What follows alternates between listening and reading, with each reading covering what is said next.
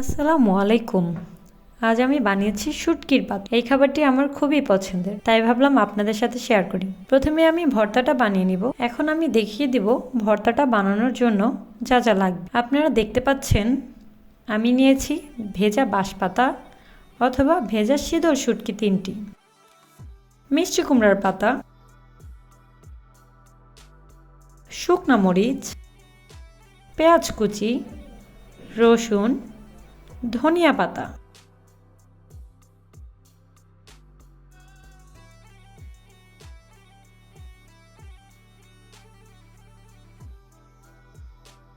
শুকনা মরিচগুলোকে ছোট ছোট টুকরো করে পানিতে ভিজিয়ে রেখেছিলাম যেন বাটতে সুবিধা হয়।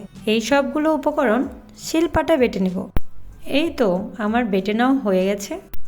সবগুলো উপকরণ একসাথে মিশিয়ে নেব।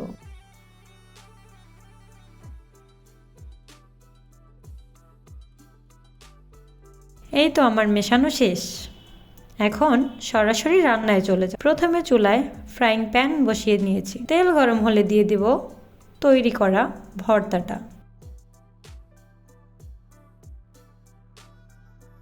এখন দেব লবণ, হলুদ গুঁড়ো দিয়ে ভেজে নেব।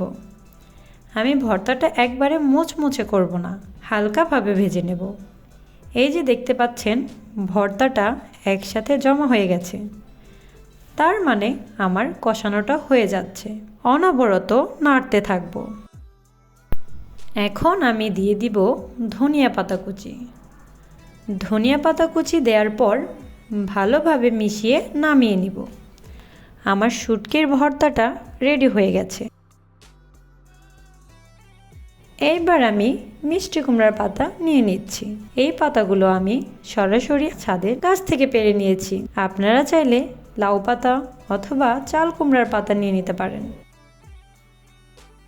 পরিমাণ মতো ভর্তা পাতার মাঝে দিয়ে ভর্তাটাকে পাতা দিয়ে সুন্দর করে মুড়িয়ে দিব।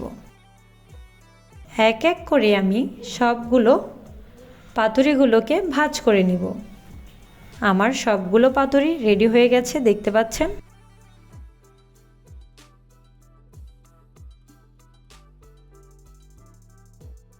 এখন ভেজে নিব, তাই চুলায় ফ্রাইং প্যান বসিয়ে দিয়েছি।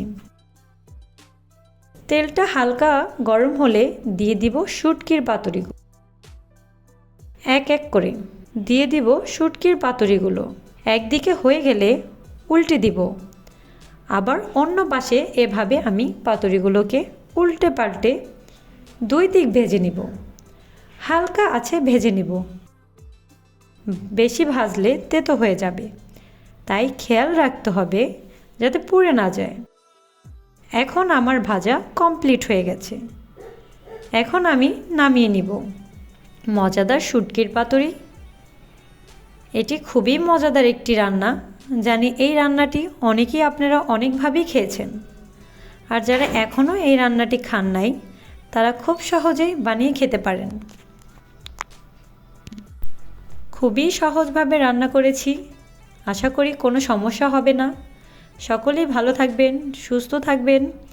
আজ তাহলে এখানেই বিদায় নিচ্ছি। পরবর্তী ভিডিও দেখার আমন্ত্রণ রইল। আল্লাহ হাফেজ।